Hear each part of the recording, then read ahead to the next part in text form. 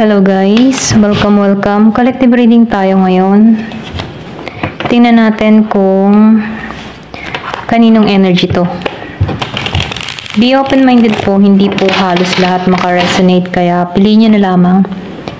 And thank you nga po pala sa mga nag-subscribe, lalo na sa mga bumabalik. Marami pong salamat. Give me the message for collective. Kaninong energy yung mapipick up natin ngayon? Give me the message for collective. Kaninong energy yung mapipick up natin ngayon?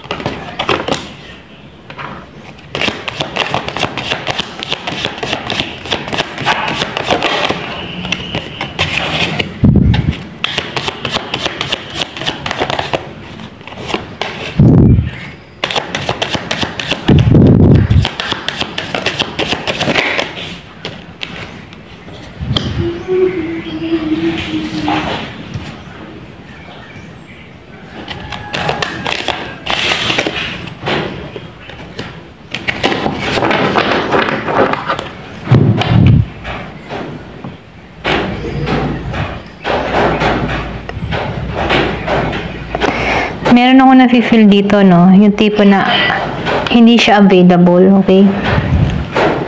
Hindi siya available sa tao na to. Ganun yung energy, ano? Okay? So, nakikita ko dito, merong nahirapan sa sitwasyon. Merong hindi nagbibigay ng oras, panahon. Merong gusto makipagkasundo, oo, pero meron din ditong tao na mas pinili niya munang umiwas. So, nakikita ko dito, meron ditong mensahe na parating. Medyo mabagal to. Kasi andito siya sa moment na binabalik niya yung lakas niya dito, okay? Meron ako nakikita ditong takot sumugal. Takot makipagsapalaran sa tao niya dito. Ito na yung nakikita ko, no? Merong Year of the Dog. Meron ako nakikita dito nagbabaliwala. Okay? Merong Year of the Snake, Year of the Dragon. So, meron ditong nasaktan. Okay? Bakit merong nasaktan dito? So, nakikita ko dito, no, nasasaktan tong tao na ito kasi, alam mo yung tipo na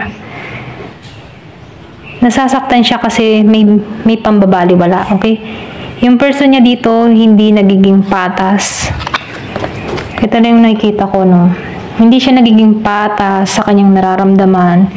Hindi siya nagiging totoo dito. So, nakikita ko dito yung pampabaliwala. Doon siya nasasaktan kasi walang oras sa kanya binibigay yung person niya dito. Walang panahon sa kanya dito. Or pwede rin nanlalamig na to. Okay? Give me the message. Merong Pisces, Gemini, Aquarius, and Libra. So, meron dito gustong makipagkasundo. Ano? Okay. So, nakikita ko dito, meron ditong gusto may pagkasundo. Gusto ng, alam mo yung maging patas ang lahat. Kasi hindi siya naging patas dito eh. Meron ditong gustong trabahuhin, ayusin. This time, gusto niya na patas. Ito lang nakikita ko. Kasi nakikita ko dito, merong nasayang, merong tinapon. So, ngayon, meron ditong unavailable sa tao na to. Okay? Kasi meron ditong nalulungkot. Give me the message.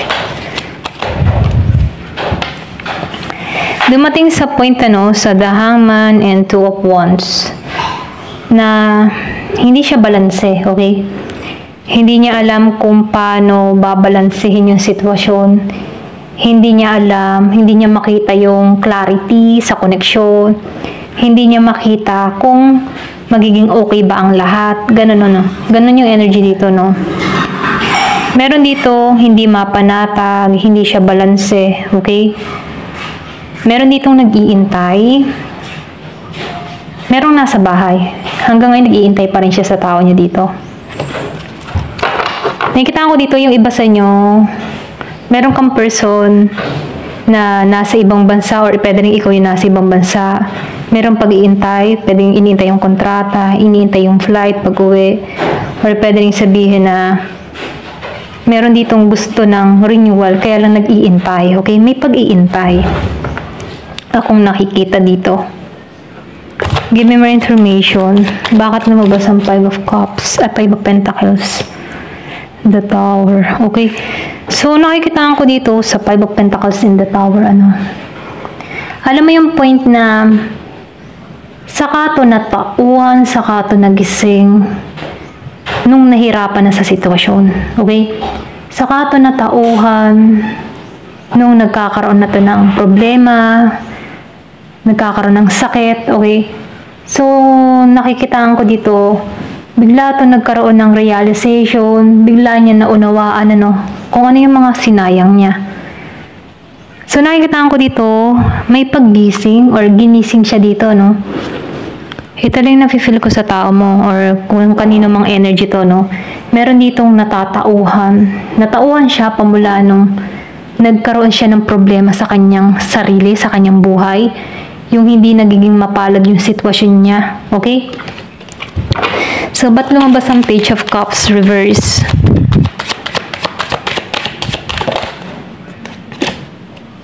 Nine of Cups reverse. So, nakikitaan ko dito, meron ditong tao na hindi buo. Okay, alam mo yung hindi buo yung intention niya sa person niya dito. Hindi naging siyang totoo. Naging siyang selfish. Sarili niya lang yung iniisip niya dito. Na kung saan, wala siyang binibigay na oras, panahon sa tao niya. Okay? So, lumabas ang naka-reverse, Nakikita ko dito yung reflect, okay? Nag-reflect sa kanya, okay? Kaya meron ditong nasasaktan kasi hindi siya naging patas umpisa pa lang, okay? Give me the message. Ano yung 8 of Wands reverse? Okay. So, nakikita ko dito, sa 8 of Wands reverse and Queen of Wands upright. So, tinagilid ko lang siya, nakikita ko dito, alam mo yung tipo na, kaya ito nagiging mabagal, meron siyang inaayos sa kanyang sarili, okay?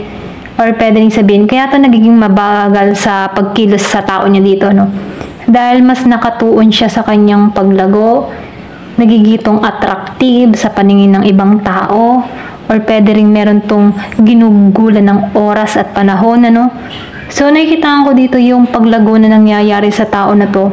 Kaya medyo mabagal ito para sa tao niya dito, okay? Mabagal tong kumilos sa person niya rito kasi nakatuon siya sa sarili niya dito, okay? Ito lang nakikita ko, So, merong Year of the Snake. Nagiging siyang klaro, okay? So, nakikita ko dito yung clarity sa tao na to. Nag-healing na to, nag-moving on na to. So, nagsa-self-love to or nasa healing process na kung saan mas inaayos niya yung sarili niya dito. Ito lang nakikita ko. Kaya itong tao na to, pwedeng nagpasya na to na kailangan ng pagbabago sa sarili niya dito. Hindi to nakatuon sa person niya dito, okay? Itong tao na to, hindi siya nakatuon doon. Nakatuon siya sa sarili niyang paglago, okay?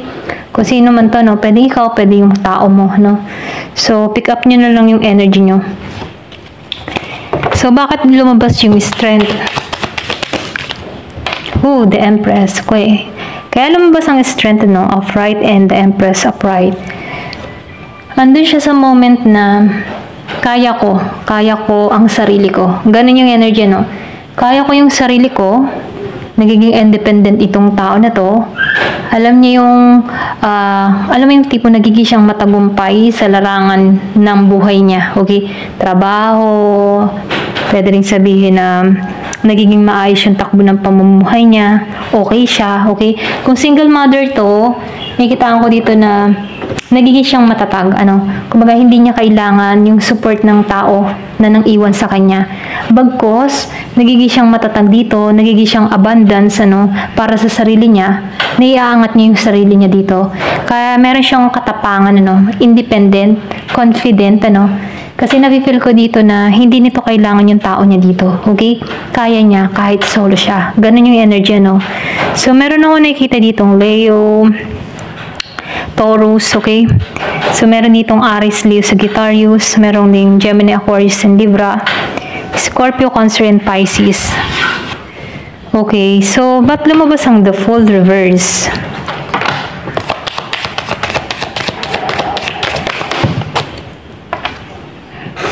The Hanged, okay? Naka-reverse din, Pares silang naka-reverse dito. So, nakikitaan ko dito, meron ditong tao na takot sumugal muli sa person niya rito.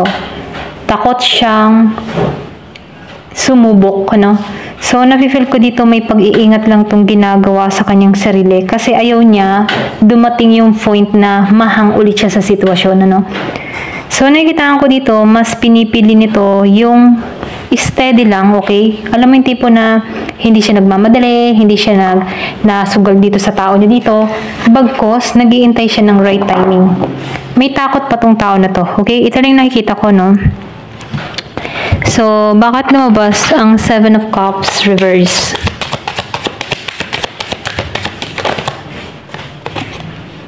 The Fool. Yung nga sinabi ko kanina dito na 2 beses ang lumabas ang The Fool reverse. Takot tong mag-try, takot tong sumubok. Wala siyang lakas ng loob para rito. Kasi nasa Empress energy ka dito. Kung ikaw man to, Kumbaga itong tao na ito, ayaw niya sumubok sa tao niya kasi nasa Empress siya. Nasa Empress energy to na kaya niya yung sarili niya. Kaya itong tao na ito, nanghihina. Kasi yung energy ng tao na to, na The Empress, iba malakas, okay? So, nakikitaan ko dito,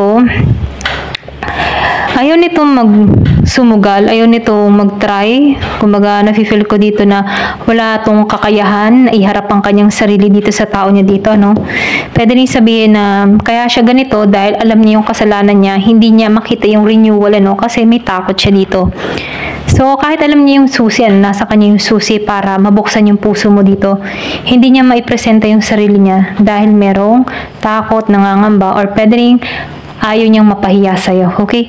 Ito lang yung nakikita ko dito, Maraming takot kasi nasa strength energy ka, okay? Kung ikaw man dito si The Empress, ayan.